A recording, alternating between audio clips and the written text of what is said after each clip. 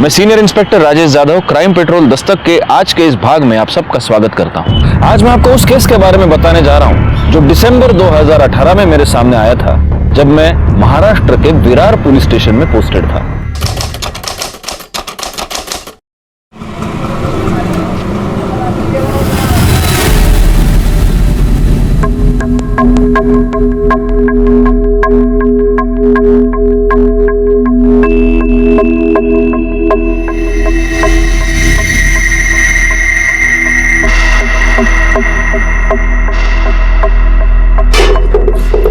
अरे चलना जल्दी, क्या कर रही है?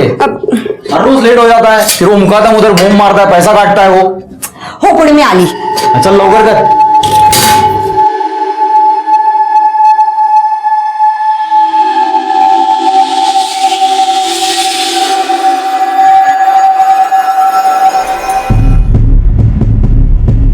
अरे माझ्या सोनला, आई बाबा के जाने के बाद घर का ध्यान रखेगा ना? हाँ अच्छा एक काम कर, ये ले कुल्फी खा लेना। हाँ चल, मैं आती है शाम का।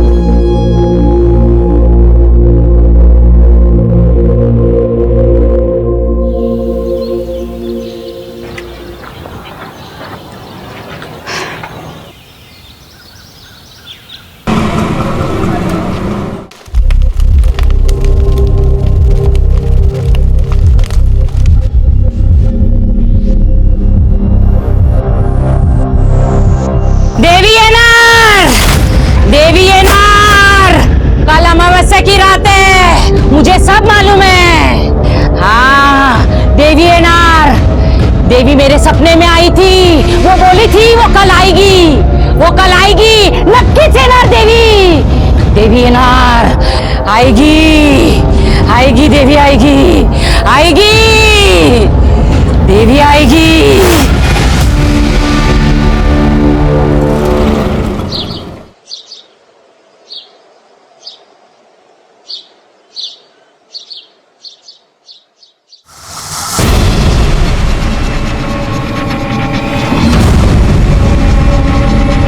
ए अवधू, ये देख क्या है? देख तो जरा। ये देखो क्या है? लगता है तेरे घर पे किसी की नजर है। पांडू बच के रहना रे, लगता है कुछ तो भी जरूर होने वाला है।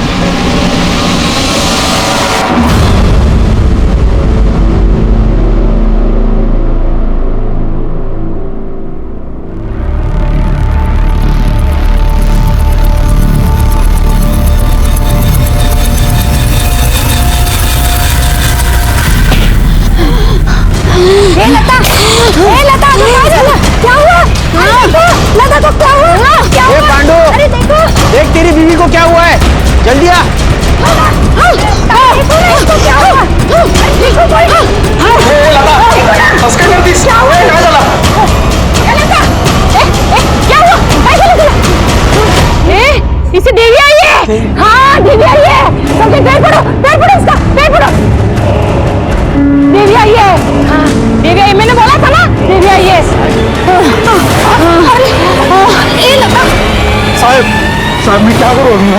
मैं कहाँ लेके जाऊँ इसको? कैसे ठीक होगी? अरे रोना धोना बंद कर, डॉक्टर के पास लेके जाओ उसको।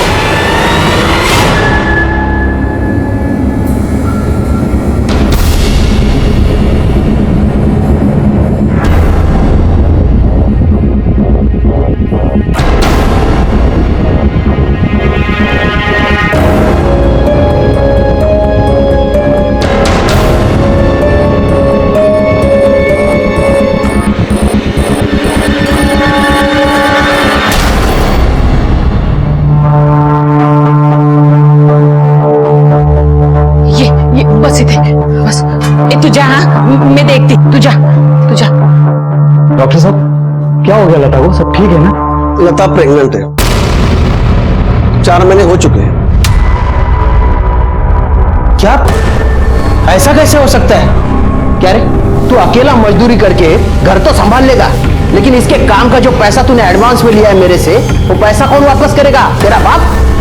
डॉक्टर साहब ये कैसे हो सकता है? हाँ डॉक्टर साहब, ये प्रेग्नेंट कैसे हो सकती है? इसका तो ऑपरेशन हो चुका है। हाँ हाँ जानता हूँ, इसका यूट्रस, मेरा मतलब है इसकी बच्चेदानी मैंने ही निकाली थी। कुछ केसेस में बच्चा गर्भ के बाहर ही ठहर जाता है और 100 में से किसी एक ही औरत के साथ ऐसा होता है। देखा, मैंने बोला था ना देवी आने वाली है।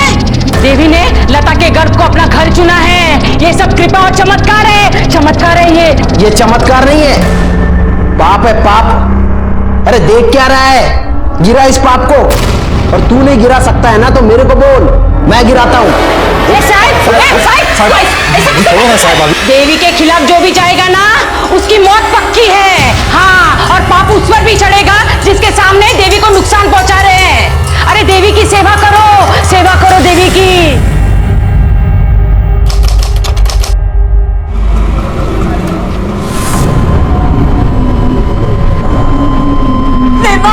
अरे क्या हुआ? देखो ना डॉक्टर साहब, दर्द चलो गई। नर्स, इन्हें जल्दी से ऑपरेशन थिएटर लेके जाओ।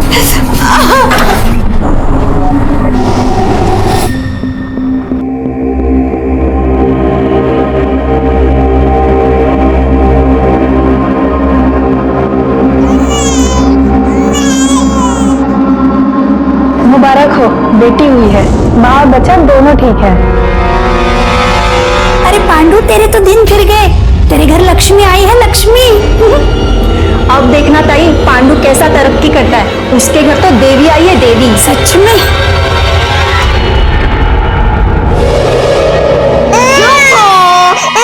ये ले, दूध पी ले।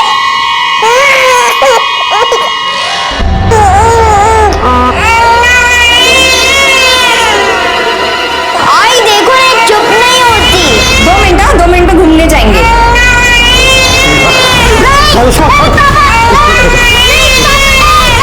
मेरा दिमाग फिर जाना, मैं पकड़ दूंगा। क्या कर रहे? हाँ, क्या कर रहे? दे पागल हो गया क्या? मैं पागल हो गया हूँ क्योंकि मेरे को मालूम है ये मेरी बेटी नहीं है। तू सच सच बता मेरे को, तू किधर मुंह मारी थी और ये किसकी बेटी है? तू मेरा मना था तो तेरी बेटी होगी ना। कहीं जा रहे तुझे छोड़ के मैं? बच्चे के सामने पता नहीं क्या उल्टा सीधा बोले जा रहे हैं। तू शेंडी किसी और को लगा। मेरी बेटी है, देख शक्ल देख उसकी। कोई बोलेगा मेरी बेटी है? किसका पाप है ये? तू तमाशा कर रहा है सबके सामने। अपनी बेटी को कोई पाप बोलता है, अपमान करता है लक्ष्मी का। लोग किधर जा रही है? मेरे को आज सब बराबर करने का है। क्या बराबर करना है तुझे? चुप करके यहाँ बैठ। मैं मंदिर जा रही हूँ उसकी नजर उतरवाने। तेरे को जिधर जाना है उधर जा, लेकिन इसको कचरा कुंडी में डाल के आने का। इसको अगर साथ में लेके आ गई ना, तेरे को इसको दोनों को मार डालूंगी। चल बैठ चुपचाप यहाँ। हाँ, मैं बैठ रहा हूँ। उसको वापस लाना नहीं, समझी?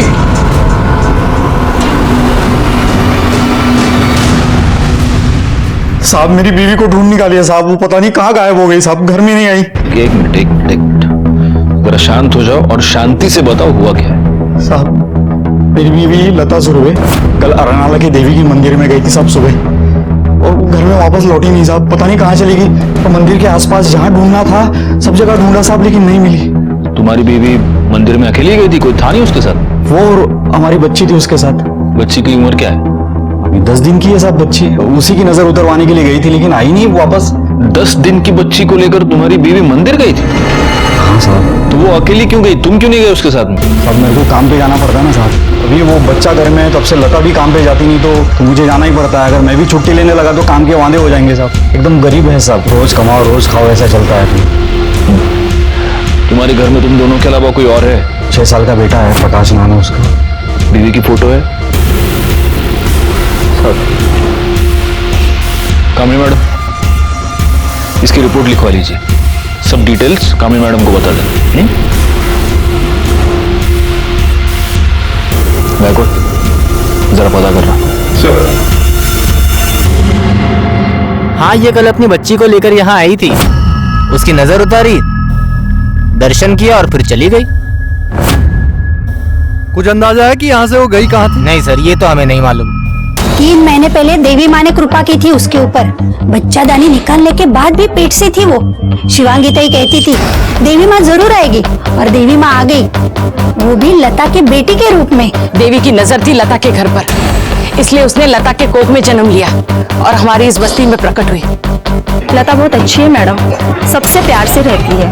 उसका बेटा प्रकाश, वो तो उसकी जान है, लेकिन पांडु लता की सारी कमाई छीन लेता है, फिर भी वो उसको पैसा देती है और उसके पसंद की कुल्फी खिलाती है। सारे पैसे तू ले लेता, फिर वो प्रकाश को कुल्फी के पैसे कहाँ से देती थी? पता नहीं साहब, लेकिन मैं तो कभी प्रकाश को पैसा दिया नहीं। सब बस्ती में एक बड़ा मेडिकल रैकेट चल रहा है जिसमें बस्ती की ऑलमोस्ट सारी औरतों ने अपना यूट्रस निकलवा दिया ताकि मजदूरी करते समय प्रेगनेंसी या पीरियड के वजह से छुट्टी लेनी ना पड़े। और सर इतना ही नहीं, इनके दिमाग में एक बात बिठा दी गई है कि मंथली पीरियड यानी भयानक बीमारी है जो ऑपरेशन से ही ठीक हो सकती है। बीमारी तो है ही मैडम, और अगर इस बीमारी की वजह से कोई औरत काम पे नहीं आती है ना तो कदम साहब उसके आदमी का भी पैसा काट लेते हैं। वैसे कदम साहब भी मदद करते हैं इस बीमारी के इलाज के लिए और ऑपरेशन के लिए पैसा भी देते हैं और हमारे रोज की मजदूरी से थोड़ा थोड़ा पैसा काट लेते हैं। यही प्रॉब्लम है, इन लोगों के पास एजुकेशन नहीं है, इसलिए जो चाहे जिस तरह से चाहे उन्हें बेवकूफ बनाता है और ये लोग इतनी आसानी से इन्हें बेवकूफ बनाते हैं कि हम उन्हें कुछ नहीं कर पाएंगे। एनीवे, कौन लता के बारे में कुछ पता चला?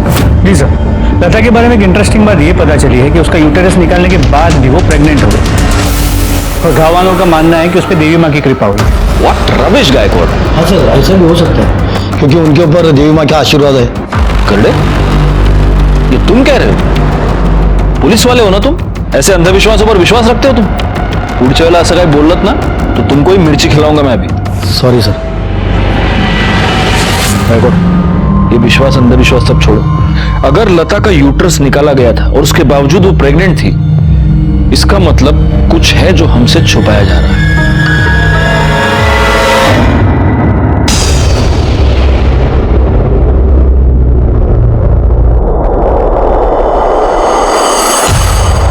श्रद्धा और अंधश्रद्धा में बहुत ही हल्का फर्क होता है और इसी फर्क का फायदा उठाकर कई बार पैसे वाले लोग गरीबों का शोषण करते हैं।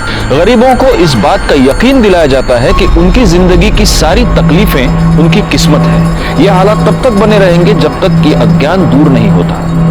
तब तक ये अंधश्रद्धा लोगों को डराती रहेगी, उन्हें मजबूर करती रहेगी, यहां तक कि उनकी जान भी लेती रहेगी।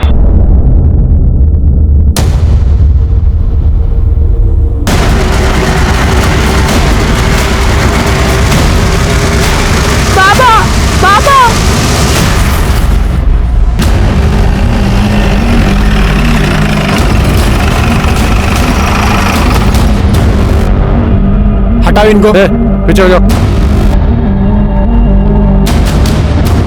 सर ये तो गड़े हो, फोटो दिखा ना सर। लता सुरवे, लेकिन इसके साथ तो इसकी बच्ची भी थी। करड़े ढूंढो जरा आसपास। सर सर गले पे निशान है। सर गले के निशान से तो ये क्लियर है कि गला घोट के मारा गया। इसकी हालत देखकर लग रहा है कि इसका मर्डर कल ही हुआ है। करड़े पूरा एरिया चेक किया सर, बच्ची कहीं नहीं मिली। मुझे ऐसा लगता है कि इसका मर्डर बच्चे के लिए ही हुआ। वही इसे मारकर बच्ची को ले गए। गायकवाड़ किसी को भेजकर पांडु को बुलाओ। पवार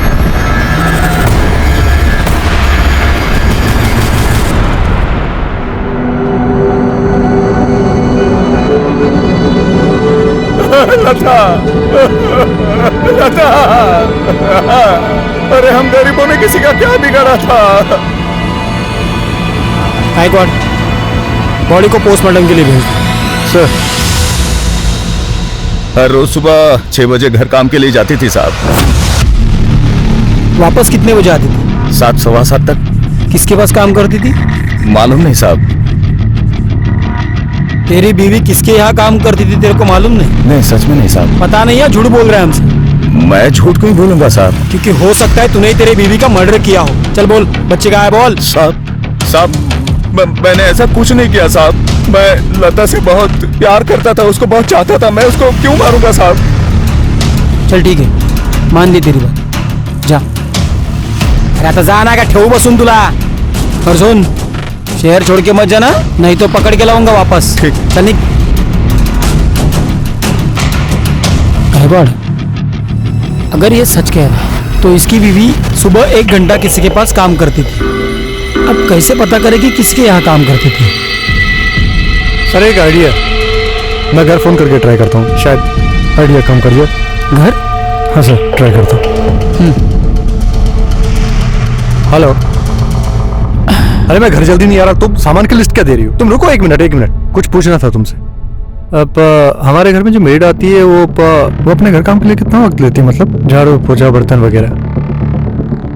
अरे सवाल का जवाब दो तुम। अरे तुम पुलिस वाले की बीवी हो तो क्या सवाल पे सवाल करोगी? हाँ हाँ तुम, हाँ हाँ ठीक है। अरे यार तुम सामान के लिए बाद में देना, मैं करता हूँ बाद में। सर घर काम के लिए तकरीबन 40 से 50 मिनट लगते हैं। लता सुबह 6 बजे जाती थी और करीब 7:15 को वापस आती थी, मतलब सवा घंटा। अगर 20 मिनट उसे आने जाने में लगते हैं, मतलब वन वे 10 मिनट लगते हैं। मतलब जहाँ कहीं भी वो काम करती थी उसके घर से 10 मिनट के रेडियस पे होना चाहिए। वाह गायकवाड़, बीवी की डांट खाकर तुमने थ्योरी बड़ी अच्छी बनाई। चलो आप एक काम करो, लता की फोटो लो और जिस बस्ती में वो रहती थी उसके आसपास पूछताछ करो कि वो किसके पास काम करती थी। एक और बात, डॉक्टर प्रधान से भी पूछताछ करो। अगर उसने बाकी की औरतों का यूट्रस निकाला तो फिर उसने लता का यूट्रस क्यों नहीं निकाला? जी हाँ, मैंने लता का यूट्रस नहीं निकाला था। क्यों? क्योंकि वो नहीं चाहती थी कि उसका यूट्रस निकाला जाए। बाकी सब खुद आई थी मेरे पास यूट्रस निकलवाने, उन सबकी एनओसी मेरे रिकॉर्ड में है, आप चाहे तो चेक कर सकते हैं। फिर आप ये ऐसे कैसे कह सकते कि मैंने उन्हें कुछ फोर्स किया है या तो कुछ इलीगल किया है? इलीगल नहीं, लेकिन आपने गलत किया है और ये आप भी जानते हैं। कदम इन औरतों को बेवकूफ बनाकर उनके यूट्रस निकलवाता था और आपको 20,000 रुपए मिलते थे पर यूट्रस। तो एक बात बताइए डॉक्टर प्रधान, जब लता की बारी आई तब आपने उसका यूट्रस क्यों नहीं निकाला? क्योंकि मुझे यूट्रस नहीं निकालने के लिए 40,000 मिले थे। 20,000 कदम ने दिए थे यूट्रस निकालने के लिए और नहीं निकालने के लिए 20,000 लता ने दिए थे।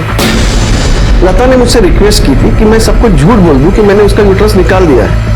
फिर जब वो प्रेग्नेंट हुई तो उसने मुझसे हेल्प मांगी क्योंकि वो बच्चा रखना चाहती थी। तो मैंने सबको बोल दिया कि बाबा एक आध रेयर केस में ऐसा हो जाता है कि यूट्रस के बिना भी बच्चा हो सकता है। उसको तो मैंने मदद ही की सर। इस डॉक्टर प्रधान की दरियादिली की दो वजहें हो सकती है। या तो ये सचमुच लता की मदद करना चाहता था या फिर ये जो कह रहा है कि उसको कदम और लता दोनों से पैसे मिले थे। अब सवाल ये है कि लता के पास इसको देने के लिए इतने पैसे आए कहां से? एक गरीब मजदूर औरत को इतने पैसे देगा? शायद वो जिसे उसके यूट्रस की जरूरत हो। एक सेकेंड, आपका मतलब है सरोगेट मदर? एग्जैक्टली। पांडु के मुताबिक लता सिर्फ 2 जगहों पर काम करती थी, उस कंस्ट्रक्शन साइट पर और किसी के यहाँ घर काम करती थी। तो हो सकता है कि ये पैसे जिसने भी दिए हो वो इन्हीं 2 जगहों में से किसी एक पर दिया। अब हमें पता ये करना होगा कि वो किसके यहाँ घर काम करती थी।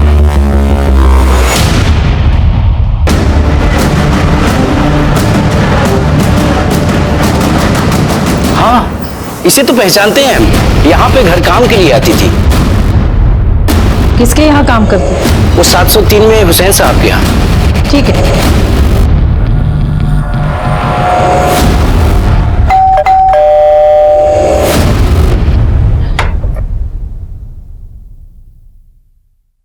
जी कहिए, ये आपके यहाँ काम करती थी? हाँ, लेकिन काफी दिनों से काम पर नहीं आ रही। और अब आएगी भी नहीं। क्यों? ये मर चुकी है। मेरी बीवी का 10 साल पहले इंतकाल हो चुका है। मेरा बेटा रहमान भी 5 साल पहले एक्सीडेंट में गुजर गया। अब इस घर में हम सिर्फ 3 ही लोग रहते हैं, मैं, मेरी बहू अस्मा और पोती नाज़नीन। तो आप तीनों के अलावा फैमिली में और कोई नहीं है? एक बेटी है बेनजीर, वो वापी में अपने शौहर तबरेज और 2 बच्चों के साथ रहती है। ठीक है। मतलब हमारी सरोगसी वाली थियरी गलत निकली, क्योंकि सज्जाद हुसैन की फैमिली में किसी को सरोगसी की जरूरत है ही नहीं। ये भी तो हो सकता है कि फैमिली के अलावा कोई और हो जिसे सरोगसी की जरूरत है। होने को तो बहुत लोग हो सकते हैं, पर सवाल यह है कि ये जो भी जरूरतमंद है वो लता को मिला कब और कैसे? क्योंकि अगर सुबह का 1 घंटा छोड़ो तो लता पूरा का पूरा दिन उस कंस्ट्रक्शन साइट पर हुआ करती थी।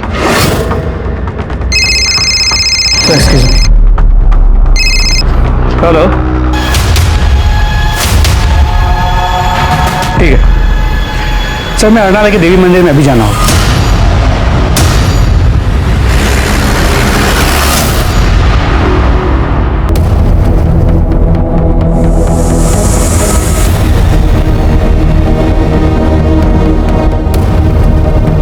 सर लाश काफी छोटे बच्चे की है, तो बुरी तरह डिकम्पोज हो चुकी है। आइडेंटिफाई कर पाना बहुत मुश्किल है और बॉडी पे से इन नजर वाली छुरी के अलावा और कुछ नहीं मिला है जिससे आइडेंटिफाई करने में मदद। लेकिन प्रॉब्लम यह है कि ये बहुत ही ज्यादा कॉमन है। बैकवर्ड मेरा अंदाजा है कि ये लता की बच्ची की ही बॉडी है। एक काम करो, पांडु को बुला और उससे पहचान करवाओ। बॉडी को पोस्टमार्टम के लिए भेज दो। सर सर, पांडु ने बच्ची के हाथ पे मिली नजर वाली चूड़ी से ये कंफर्म किया है कि बच्ची उसी की है, लेकिन फिर भी रूटीन प्रोसीजर के हिसाब से बच्ची के खून को पांडु और लता के सैंपल के साथ मैच करने के लिए भेज दिया। गुड सर, ये लता की पीएम रिपोर्ट है।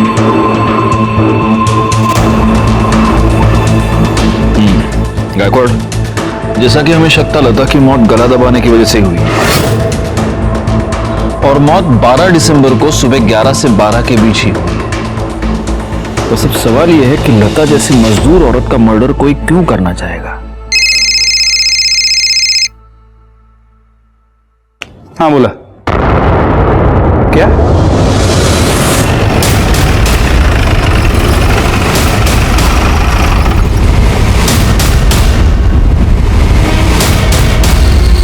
तो हटिए पीछे।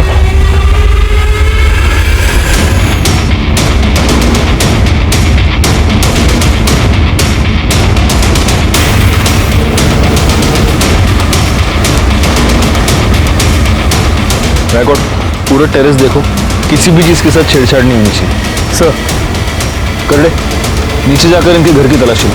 सर, बॉडी को सबसे पहले किसने देखा? सर, कल रात को 9:30 बजे तक जब अस्मा और नाज़नीन शॉपिंग करके घर ऑफिस नहीं पहुंचे तो मैं लाइट्स ऑफ करके सोने चला गया। सर, इससे पहले कई बार ऐसा हो चुका है कि अगर ये लेट हो जाते हैं रात को लौटने में तो अपनी चाबी से दरवाजा खोल लेते हैं। फिर सुबह जब मैं उठा और किचन में अपनी चाय बनाने के लिए गया तो देखा रात का खाना ऐसे ही पड़ा था। मैं इनको बेडरूम में देखने गया, वहां ये दोनों थे ही नहीं। सर, पूरे घर में कहीं नहीं थे।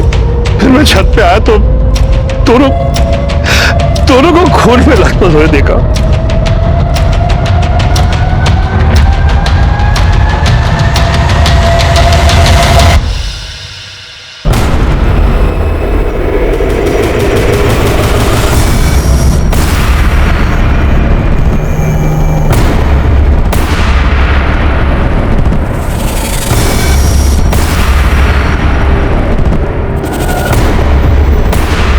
बॉडीज को पोस्टमार्टम के लिए भेज दो। सर, मैंने इनका पूरा घर चेक किया पर मर्डर वेपन नहीं मिला।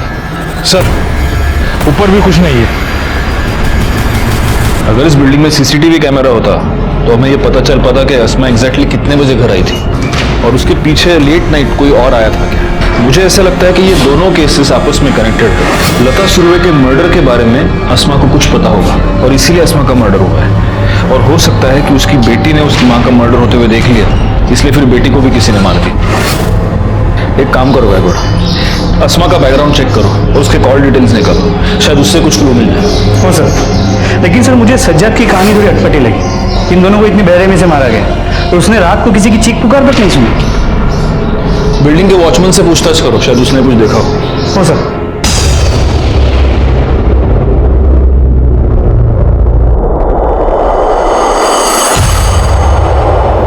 साहब, हम सुबह 6 बजे से शाम के 6 बजे तक ही ड्यूटी करते हैं, पर कल हमारी बीबी की तबीयत खराब हो गई थी। उसे डॉक्टर को दिखाना था, इसलिए थोड़ा जल्दी निकल गया। नाइट ड्यूटी में जो वॉचमैन होता है उसका नाम, नंबर और एड्रेस। 1 मिनट साहब, ये लीजिए सर। वाह, लिखूंगा। ये सज्जाद हुसैन और उसकी फैमिली, इनके बारे में कुछ बता सकते हो? अब क्या बताएं साहब, बहुत ही लिच्चर लोग हैं। और हुसैन साहब कसरत के नाम पर छत के एक हिस्से को जबरदस्ती कब्जा किए हुए हैं। और उनकी बहू यहाँ से तो बुर्के में जाती थी साहब, पर ऐसा सुना है कि बाहर जाके छोटे छोटे कपड़े पहनती थी। वो किसी ब्यूटी पार्लर में काम करती है साहब, जहाँ पे मर्द और औरत सब आते हैं। पार्लर का नाम क्या है? आप बता सकते हैं हुसैन फैमिली के यहाँ कौन कौन आता जाता है? ज्यादा तो किसी को आते जाते नहीं देखा, पर हाँ रिश्तेदार ही आते जाते थे और उनकी बेटी और दामाद अक्सर आया जाया करते थे। मैडम, ये बेनजीर को आते जाते ना भी देखो ना तो भी पता चल ही जाता है। जब वो आती है ना तो उसके घर में झगड़ा जरूर होता है और इतनी जोर जोर से चिल्लाती है ना कि पूरी बिल्डिंग में उसकी आवाज गूंजती है। कल नाइट ड्यूटी पे तुम ही थे ना? ये हुसैन के घर किसी को आते जाते हुए देखा था? नहीं साहब, बिल्डिंग में रहने वाले लोग ही अंदर बाहर हो रहे थे, बाहर का तो ऐसा कोई आया नहीं। तुम ड्यूटी पे कितने बजे पहुंचे? करीब 8:15 बजे। ठीक है। औरतों का घर के बाहर काम करना हमारे यहाँ अच्छा नहीं समझा जाता सर। मेरे एतराज करने के बाद भी अस्मा पार्लर में काम करती थी।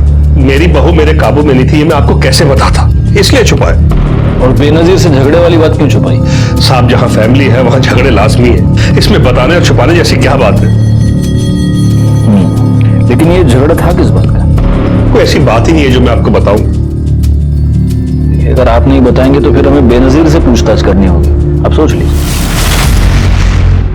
सर वो अब्बू, मैंने आपको कितनी दफा समझाया है कि इतने बड़े फ्लैट की आपको कोई जरूरत नहीं है। आप इस फ्लैट को बेचते क्यों नहीं हो? छोटा फ्लैट खरीद लीजिए ना। क्यों बेच दे? क्यों जरूरत नहीं है? ये फ्लैट हमारा भी है। भाभी, मैं आपसे बात नहीं कर रही हूँ, मैं अब्बू से बात कर रही हूँ। और तुम जैसी बेगैरत औरत से मुझे बात करने का कोई शौक नहीं है, जो घर की इज्जत सरेआम नीलाम करती हो। काम करती हूँ, मेहनत करती हूँ, कोई गुनाह कोई गलत काम नहीं करती। क्या पता काम के अलावा तुम क्या क्या करती हो। बस करो तुम दोनों। तुझे क्या इतनी बेसब्री है? मेरे मरने के बाद ये फ्लैट तेरे बेटे के नाम पे ही है और कोई वारिस है हमारा, तब बेच लेना। कैसे वारिस नहीं है अब्बू? ये है ना नाज़नीन, आपके बेटे की आखिरी निशानी, तो ये फ्लैट भी उसी का होगा ना। वाह भाभी वाह, अपनी रंगरलियों के साथ साथ आप कम्युनिटी के कायदे कानून भी भूल गई। आपको पता नहीं कि जायदाद लड़कों के नाम होती है, लड़कियों के नहीं। अपने पास रखो अपने कायदे कानून। मेरे होते हुए नाज़नीन से उसका हक कोई नहीं छीन सकता। बकवास बंद कर वरना। गायकवाड़, आसमा के केस में प्राइम सस्पेक्ट तो घर वाले ही हैं, लेकिन बाकी की पॉसिबिलिटीज को रूल आउट नहीं कर सकते।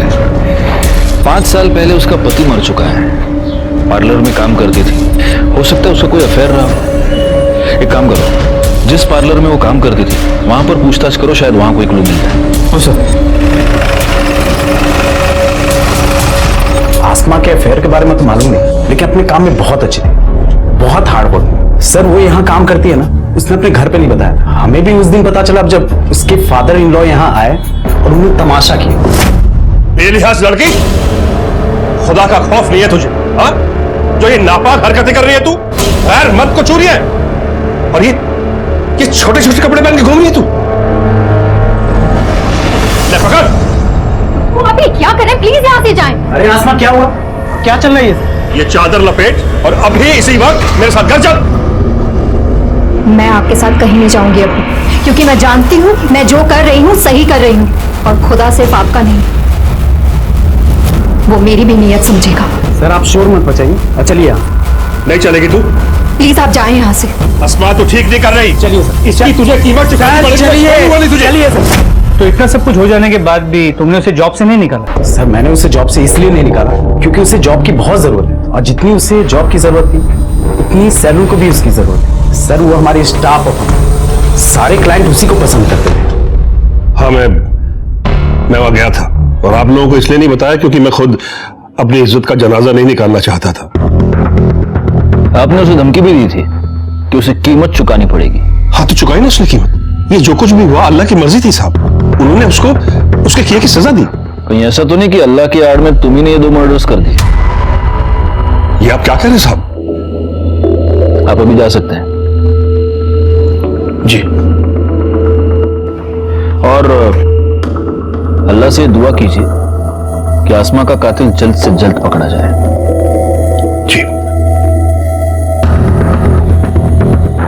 गायकवाड़, ये हमारा प्राइम सस्पेक्ट है। इसकी पूरी हिस्ट्री निकालो और प्लेन क्लोज में अपने 2 बंदे इसके घर के बाहर लगा दो। और हाँ, उस बेनजीर को बुलाओ पूछताछ के लिए। सर, छोटी बच्ची की पीएम रिपोर्ट।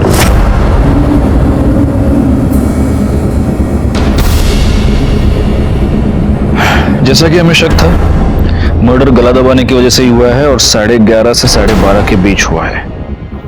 गायकवाड़, ये बच्ची पैदाइशी अंधी थी। ब्लड रिपोर्ट के मुताबिक तो ये लता और पांडु की बच्ची थी ही नहीं। मतलब हमारे सरोगेट मदर वाली थियरी सही है। यस। अब अगर लता सरोगेट मदर थी तो इसका मतलब लता को इस सरोगेसी के पैसे मिले होंगे। ये पता करो कि उसका कोई बैंक अकाउंट है क्या, और अगर था तो उसमें कब और कहां से पैसा आया। आसपास के जितने भी आईवीएफ सेंटर्स हैं वहां पर पूछताछ करो, क्योंकि अगर उसने सरोगेसी करवाई है तो वो इनमें से किसी एक सेंटर पर जरूर गई होगी। जी सर। इस पूरी इंफॉर्मेशन के साथ हमें यह भी पता करना होगा कि ये लता आखिर औरत कैसी थी, और मैं जानता हूं इसकी सही जानकारी हमें कौन दे सकता है।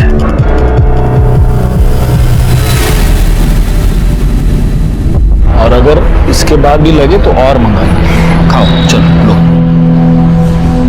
वड़ा पाव? अंकल, तो कब मेरे को इस वड़ा पाव के बाद कुल्फी भी खिलाओगे? पक्का खिलाऊंगा, और एक नहीं, तुम जितनी कुल्फी खाना चाहो उतनी कुल्फी खिलाऊंगा। तुम्हारी आई भी तुमको कुल्फी खिलाया करती थी? हाँ, मेरी आई मुझे हर रोज पैसे देती थी कुल्फी खाने के लिए। वो कितनी अच्छी थी, लेकिन उसके बाद भी लोग उसे तंग करते थे। कौन कौन तंग करता था? शिवांगी ताई, मैंने उस दिन देखा था, मेरी आई उसके पैर पड़ रही थी, वो आई से पैसे ले रही थी।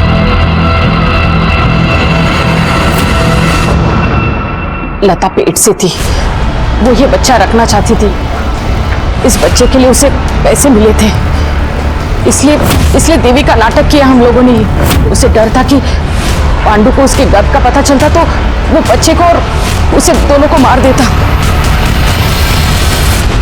अच्छा, अब बताओ और कौन कौन तंग करता था? उस दिन जब भी मेरी आई मेरी बहन को मंदिर लेके जा रही थी ना, उस दिन मेरे बाबा ने मेरी बहन का गला दबा दिया था। चुप हो, मेरा दिमाग फिर गया ना। और मेरे बाबा मेरी आई पर इतना गुस्सा थे कि उन्होंने उन्हें कहा, इसको कचरा कुंडी में डाल के आने का। इसको अगर साथ में लेके आ गई ना, तेरे को और इसको दोनों को मार डालूंगा।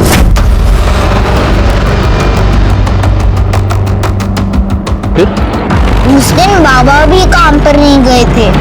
उस दिन अगर तुम्हारे बाबा काम पर नहीं गए तो कहाँ गए? मालूम नहीं, पर उस दिन जब भी आई मंदिर गई थी ना, तभी बाबा भी उनके पीछे गए थे। प्रकाश से मिली इंफॉर्मेशन ने हमारी इन्वेस्टिगेशन को एक नई दिशा दे दी। हमें यह पता चल गया कि पहले 4 महीने तक लता ने अपनी प्रेगनेंसी पांडु से छिपाई रखी। प्रकाश और शिवांगी से मिली इंफॉर्मेशन के बाद हमने पांडु को कन्फ्रंट किया, और तब जो सच सामने आया वो हैरान कर देने वाला था।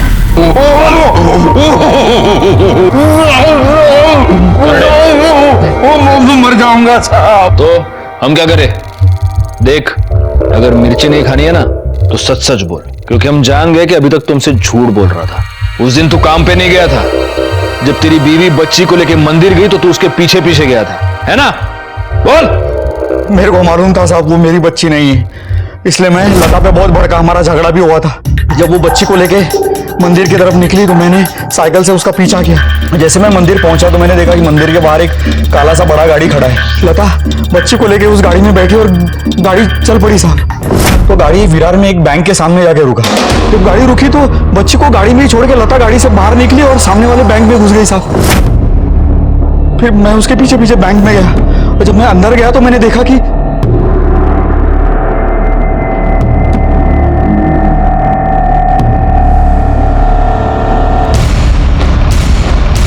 चल क्या रहा है, इतना पैसा लाएगी इधर से दी, और बाहर कौन है वो गाड़ी वाले लोग? और नको, मैं बताती तेरे को सब। देख, अब उस बच्ची की ना अपन को जरूरत नहीं है। अरे देख, उसके बदले में कितना पैसा लाई। मतलब पैसे के लिए बच्ची को बेच दिया तूने? लता मेरे को बोली कि तू अभी घर निकल जा, मैं शाम में आती हूँ और तेरे को सब बताती हूँ, इसलिए मैं भी घर निकल गया। गाड़ी में कौन था? गाड़ी में कौन था पता नहीं साहब, मैंने देखा ही नहीं। गाड़ी का नंबर याद नहीं साहब, मैंने देखा नहीं। बोल रहा है? भाई साहब, अगर आपको चाहिए तो मैं विरार वाला बैंक आपको दिखा सकता हूँ।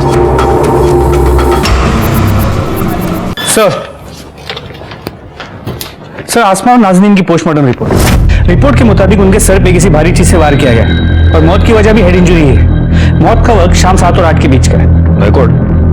रिपोर्ट ये कह रही है कि जो मर्डर वेपन है उसका सरफेस बहुत छोटा नहीं था। इसका मतलब कोई स्टिक या रॉड तो नहीं हो सकता।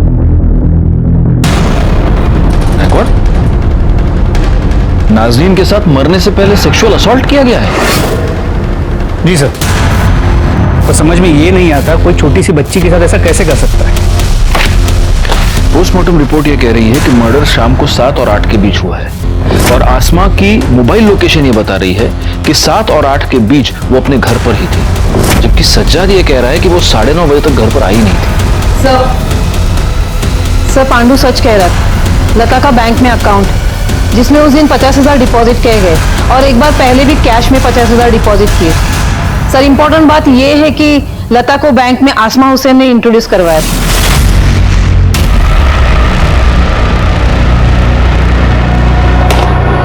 इसका मतलब ये दोनों केसेस आपस में कनेक्टेड हो सकते हैं और लता की बैंक अकाउंट में ट्रांसफर किया गया ये पैसा उसकी सरोगेसी की फीस हो सकती है। एक काम करो, बैंक और मंदिर के आसपास जहां से हमें लता और उसकी बच्ची की डेड बॉडी मिली, वहां आसपास जितने भी कॉमन मोबाइल्स एक्टिव थे उन सबकी एक लिस्ट बनाओ और आसमा के कॉल रिकॉर्ड के साथ मैच करके देखो। हो सकता है इनमें कोई कॉमन नंबर निकले। ये हो सकता है कि आसमा उस सरोगेसी वाले कपल को जानती हो या ये भी हो सकता है कि आसमा ने ही ये डील फिक्स करवाई हो। और आसमा के मर्डर के पीछे की वजह भी यही हो। सर, मैं सज्जाद हुसैन के घर पे बॉडी क्लेम पेपर पे साइन लेने गया था। डोरबेल बजाई और वेट कर रहा था, तभी मुझे शू रैक के पीछे एक लाइट ब्लिंक करती हुई दिखी। सर मैंने सज्जाद से साइन ले ली, उसके बाद शू रैक के पीछे देखा तो ये कवर में मोबाइल मिला। इस मोबाइल में सिम कार्ड नहीं है लेकिन काफी कुछ चीजें। देखिए सर,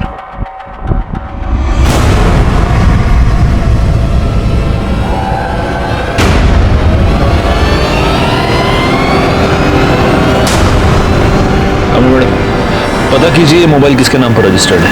जी सर। रिकॉर्ड चलो।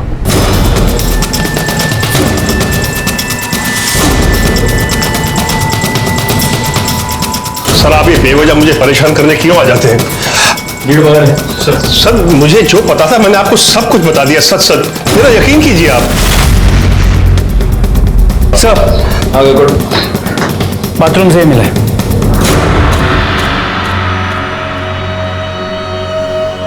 आप तो कह रहे हैं कि आपने हमसे कुछ नहीं छुपाया। आपने हमको ये नहीं बताया कि आपने आपकी बहू की बाथरूम में ये स्पाई कैम लगा कर रखा है, जो स्पाई कैम आपके घर के वाईफाई से कनेक्टेड है और इस स्पाई कैम पर आप अपनी बहू के वीडियोस बनाते थे।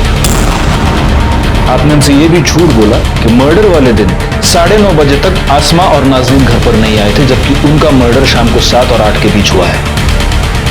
मर्डर से पहले नाज़रीन पर रेप किया गया है। मेरे ख्याल से इतनी वजह काफी है आपको परेशान करने के लिए। इन सारी बातों का मुझे कोई इल्म नहीं है। ये स्पाई कैम तुम्हारे घर के वाईफाई से कनेक्टेड क्यों है? वो फोन किसका है? सारी शर्म तो उसने बेच खाई थी, उसके किसी यार की हरकत होगी वो। तो आपको कुछ नहीं पता? मैंने आपको सब सच सच बता दिया।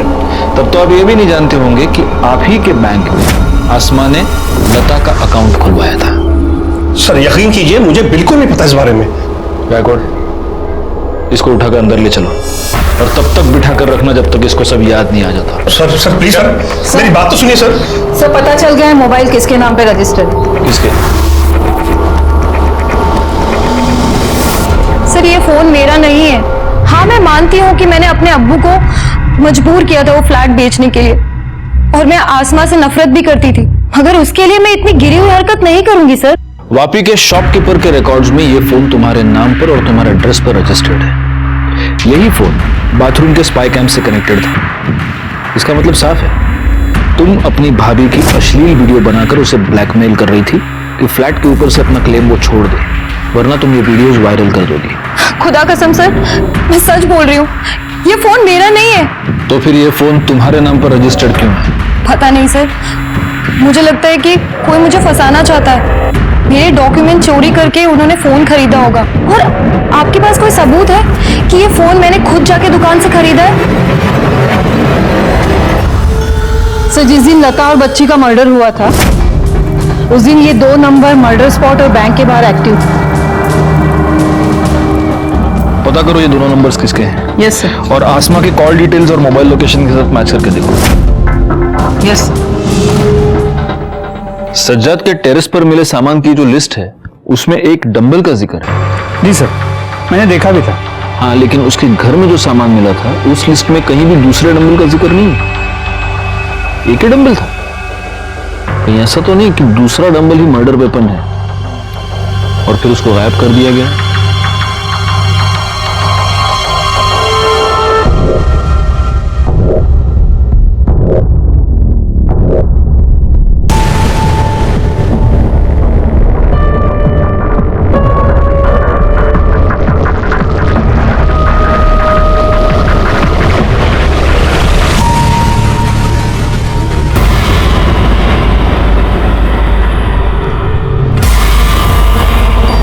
सर ये देखिए ये मिला है।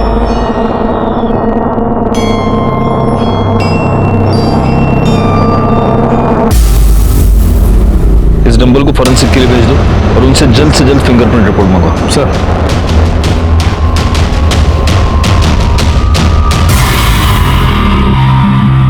अब सच सच बोल, क्यों मारा तूने आसमा और नाजनीन को? बोल, अब सच सच बोल, क्यों मारा तूने आसमा और नाजनीन को? वो दोनों बेनजीर की सगी भाभी और भांजी थी ना? बोल। सर मैंने आपको बताया मैं उनके घर नहीं गया था। देखिए तबरेज, अगर सिंगल पीस रहना चाहता है ना तो सच सच बोल, वरना इतना मारेंगे कि पांव पे खड़ा नहीं हो पाएगा। ये तेरी मोबाइल लोकेशन, इससे साफ पता चलता है कि उस दिन शाम 7 से 8 बजे के बीच तू सज्जाद के घर पे था और 7 से 8 बजे के बीच ही आसमा और नाजनीन का मर्डर हुआ। सिर्फ इतना ही नहीं, नाजनीन के कपड़ों पर जो सीमेंट मिला वो तेरे सीमेंट से मैच होता है, और जिस डंबल से तूने मर्डर किया उस डंबल पर तेरी उंगलियों के निशान भी है। और बाथरूम में स्पाई कैम भी तूने ही लगाया था ना? एक 8 साल की बच्ची का रेप करके मर्डर किया तूने उसका। अब अगर सच नहीं बोला ना तो तेरे मुंह में हाथ डाल के सच बाहर निकाल लूंगा मैं। बोल। सर बिजनेस में बहुत लॉस हुआ था सर, पैसे की बहुत दिक्कत थी सर, इसलिए मैं बेदर जी को प्रेशर कर रहा था फ्लैट बेचने के लिए। बाथरूम में स्पाई कैम भी इसलिए लगाया था ताकि आसमा को ब्लैकमेल करके उसके साथ मजे करूंगा और उसको फ्लैट में क्लेम करने से रोकूंगा, पर वो मेरी बात मान ही नहीं रही थी। उस दिन भी उनके घर इसीलिए गया था, लेकिन जब उनके घर पहुंचा अम्मी को बुला। दादू घर पर नहीं है। तेरी अम्मी को तो पता है मजे मार रही होगी कहीं पे, पर ये बुड्ढा कहाँ चला गया? हमारी अम्मी और दादू के बारे में गाली मत दो। अरे वाह, तभी उसी समय सज्जाद वहां पर आ गया।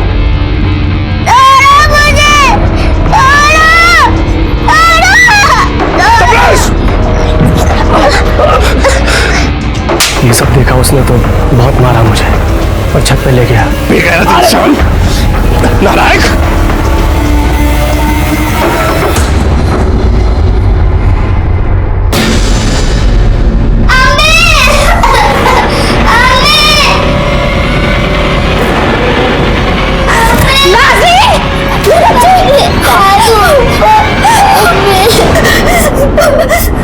या अल्लाह, ये मुझसे क्या गुनाह हो गया? मुझे माफ कर दे, माफ कर दे मुझे। आप ऐसा कैसे कर सकते हैं? आपकी इंसानियत बिल्कुल खत्म हो गई जो आपने एक बच्ची। ये गंदी हरकत इस वैशी दरिंदे ने की है इसने। ए बुड्ढे, अगर किसी को बोला तेरी बेटी को तलाक दे दूंगा। फिर मैंने डंबल पानी की टंकी में फेंक दिया, मुझे लगा वहां से कौन ढूंढ पाएगा। आसमा का मर्डर और नाजनीन पर रेप और मर्डर करने के जुर्म में मैं तुम्हें अरेस्ट करता हूं। मुझे इसके भी कॉल डिटेल्स चाहिए आज के आज। सर लता और बच्चे के मर्डर के टाइम पे जो बैंक और क्राइम स्पॉट पे जो नंबर मिले थे उनकी डिटेल्स आ गई, और सर ये दोनों नंबर आसमा के कॉल रिकॉर्ड में भी मिले। आसमा मेरी खाला की बेटी थी। शादी से पहले आसमा हमारे साथ हमारे नवे मुंबई वाले फ्लैट में रहती थी। निखत और आसमा काफी अच्छे दोस्त थे। शादी के 5 साल बाद भी हमारे यहाँ औलाद नहीं हुई, तब डॉक्टर ने हमें सरोगेट मदर के लिए सजेस्ट किया। सर मैंने सरोगेट मदर वाली बात आसमा को बताई, तभी उसने मुझे लता के बारे में बताया।